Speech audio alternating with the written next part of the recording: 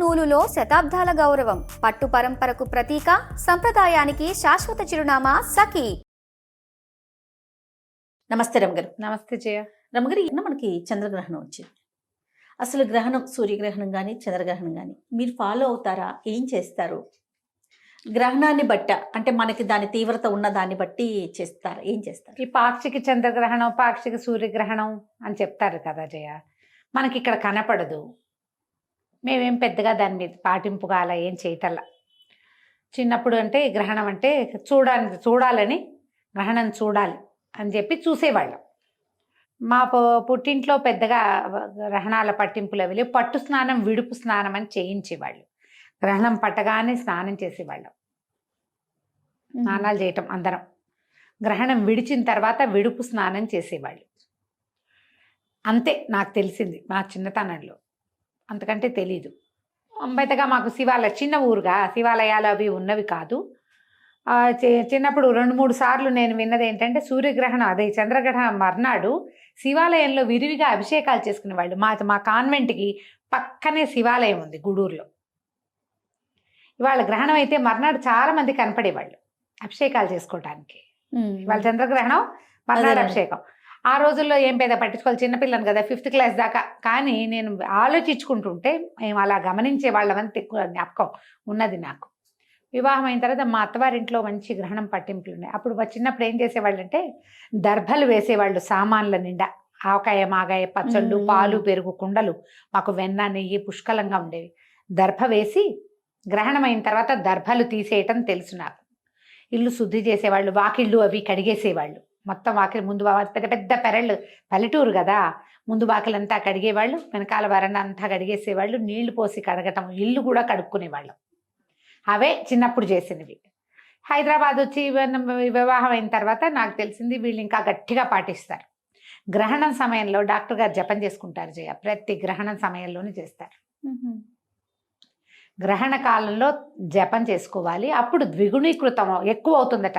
1000 రెట్లో ఇంకా ఎక్కువ రెట్లో అయిపోతుంది ఆ జపం. సూర్యగ్రహణమైనా చంద్రగ్రహణమైనా కూడా పగలైనా రాత్రైనా గ్రహణ సమయంలో ఈ జపం చేసుకోవాలని ఎవరికైతే మంత్రోపదేశం ఉంటుందో వాళ్ళు జపం చేస్తే మంచిదని నేను తెలుసుకున్నాను. అయితే నాకు అష్టాక్షరి ఉపదేశం ఉంది, కాసేపు జప చేసుకుంటాను నేను. ఓకే. అప్పటి నుంచి నేను నేర్చుకున్నాను, నేను తెలుసుకున్నాను అనమాట. అంతకుముందు మామూలుగా మనకేంటి, ఈ గ్రహణం రాగానే దర్భలు తీసుకెళ్ళి మేడ మీద వేసేయటము, తర్వాత ఈ పచ్చళ్ళ సీసాలలో వాటిలలో వేసుకోవటము, తర్వాత ఇల్లు ఒకసారి తడిబట్టి పెట్టి తుడిచేసుకోవటం. ఇవి ఇల్లు కడుక్కునే ఇల్లు కావు, అపార్ట్మెంట్లలో ఇల్లు కడగటాలు అవి కష్టమే, తుడుచుకోవటమే. పట్టు స్నానం, విడుపు స్నానం అప్పుడు ఉంది, ఇప్పుడు కూడా ఉంది. గ్రహణం పట్టగానే చిన్నపిల్లలైతే ఈ పట్టు స్నానం చేయలేకపోయినా, కడుపుతో ఉన్నవాళ్ళు, వృద్ధులు, ఆడవాళ్ళు రాత్రిపూట స్నానాలు అవి కొంచెం కష్టం అవుతాయి, తల అరదు, ఒళ్ళ బాధలు పడతారు కదా. అందుకని విడుపు స్నానం ఒకటే అయినా చేసుకునేవాళ్ళం. మేము ఇప్పటికీ కూడా అదే విధానం పాటిస్తాము. గ్రహణం పట్టగానే ఇది ఇప్పుడు పాక్షికాలు ఎక్కడో కనపడతాయి, మనకి కనపడని వాటి ప్రభావం మన గ్రహాల మీద ఉంటుందని పెద్దవాళ్ళు చాలామంది ఇప్పుడు చెప్తారు. ఇది వరకు వినలేదమ్మా. ఇప్పుడు బాగా మనకి సోషల్ మీడియా పెరిగాక చెప్తున్నారు జ్యోతిష పండితులు. వాళ్ళు చెప్పింది వినాలి కదా, మరి మనకు తెలియదు కాబట్టి. పాక్షికం వాటి ప్రభావం మన మీద ఉండదు, ప్రత్యక్షంగా ఉండదు. కానీ మనకి ఇక్కడ గ్రహణం కనపడేది కనుక ఉంటే ఎవరైనా సరే దీనికి కుల విచక్షణ అలాంటిది ఏం లేదు. వాళ్ళే చేయాలి, వీళ్ళు చేయకూడదు, వీళ్ళకి అక్కర్లేదు, ఏముండదమ్మా, అలా ఉండదు. మనం ఎవరమైనా అవే సూర్యచంద్రుల కింద ఉంటాం మనం, అంతేగా.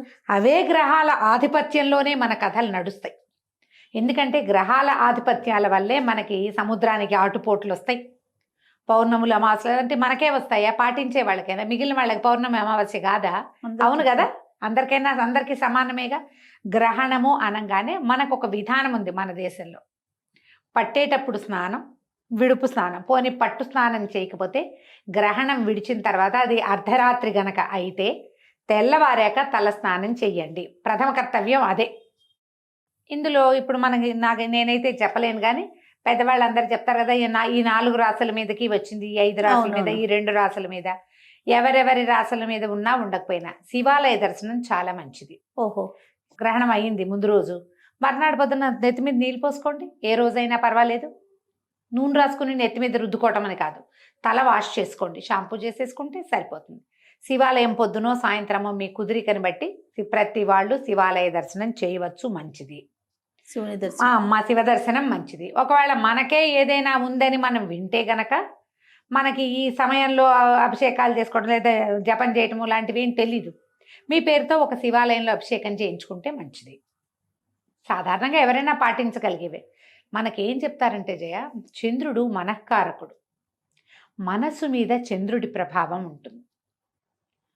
సాధారణ విషయం. ఇందులో లాజిక్ కనుక మనం వెళ్ళామంటే ఈ మన చంద్రుడు గ్రహణం పొందినప్పుడు మనకి మానసిక సంతులన పోయేందుకు అవకాశం ఉంది.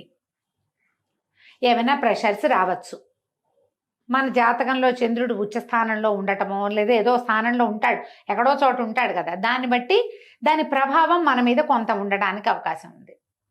ఈ చంద్రుడి సమస్య అనగానే చంద్రుడికి రంగు తెలుపు. తెల్లటి వస్తువులు ఎవరికైనా ఇవ్వటం, బియ్యం ఇవ్వచ్చు, తర్వాత వెండి వస్తువులు, పాలు పెరుగు ఇవ్వచ్చు, వెండి వస్తువు ఏదైనా ఇవ్వచ్చు, తెల్లటి వస్త్రాలు ఇవ్వచ్చు.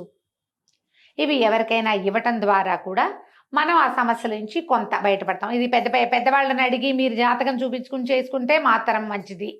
లేదా లోక సామాన్యంగా చేద్దామంటే ఇలాంటివి కూడా చేయొచ్చు. వైట్ వస్తువులు, వైట్ డ్రెస్సులో లేకపోతే పంచలో బ్రాహ్మణులకు ఇచ్చినా మంచిదే. ర్యాండమ్గా ఎవరికైనా పడేటట్టుగా పాతవి కాదు, కొత్తవి కొని గనక ఇస్తే మీకు దాని ప్రభావం కొంత తక్కువగా ఉండేందుకు అవకాశం ఉంది. స్నానం చేయటం, మీకు ఏదైనా చిన్న ఉపదేశం ఉన్నా లేదా మీరు దైవభక్తి పరులు రోజువారీ ఏదో కృష్ణారామ అనుకునే అలవాటు ఉంటే గనక మనం ఆ సమయంలో కూర్చుని ఏదైనా చదువుకోవచ్చు. విష్ణు సహస్రనామం చదివే అలవాటు ఉంది, చదువుకోండి. లక్ష్మీ అష్టోత్తరం చదవండి, ఏం పర్వాలా. దేవతదా, దేవుడిదా, వినాయకుడిదా, కుమారస్వామిదా ఆలోచించద్దు. మీరు ఏం చేసినా ఒక్కటే శ్లోకం వచ్చు, మీకు శుక్లాంబరధరమే వచ్చు, చదవండి 108 సార్లు, అదే ఏం పర్వాలా.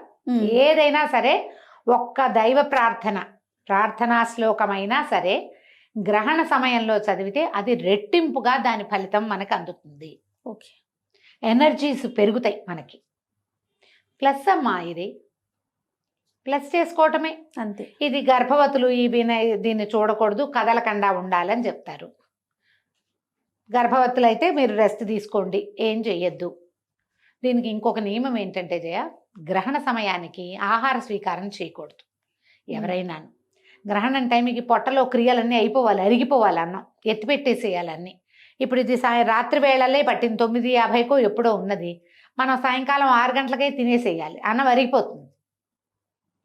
9:30కి 9:50 అయ్యాక ఓ చెంబు నీళ్ళు పోసుకుని కూర్చోండి, ఏదైనా చదువుకోండి, టైం ఉందిగా, ఒక గంట సేపు అయినా చదువుకుని.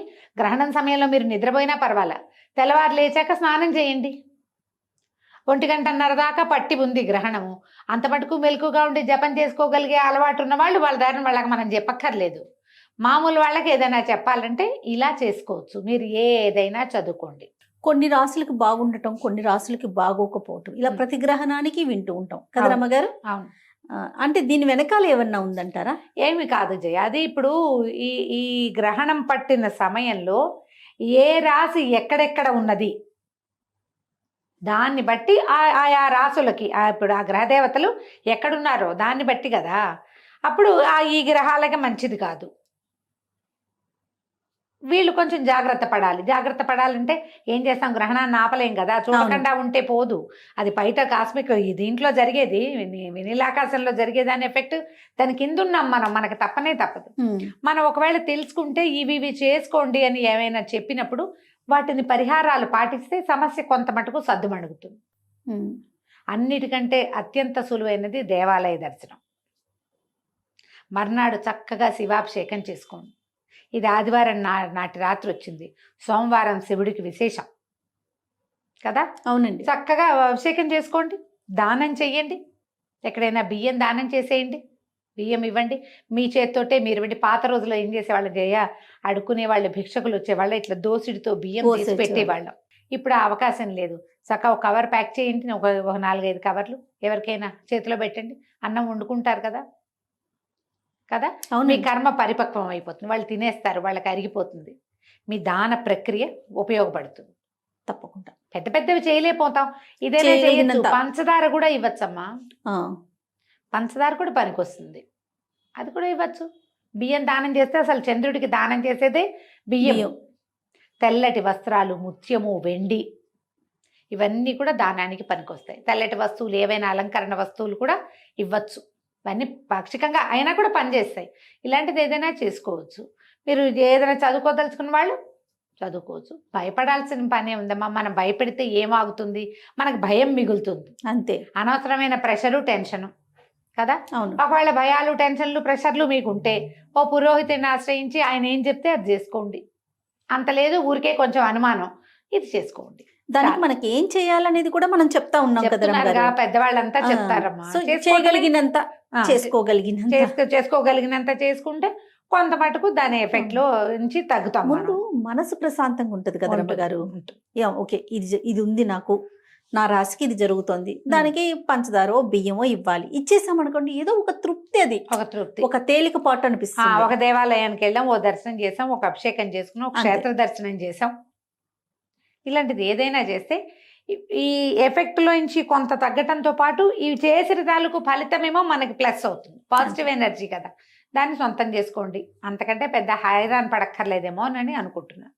తప్పకుండా రమ్మగారు. నమస్తే. నమస్తే.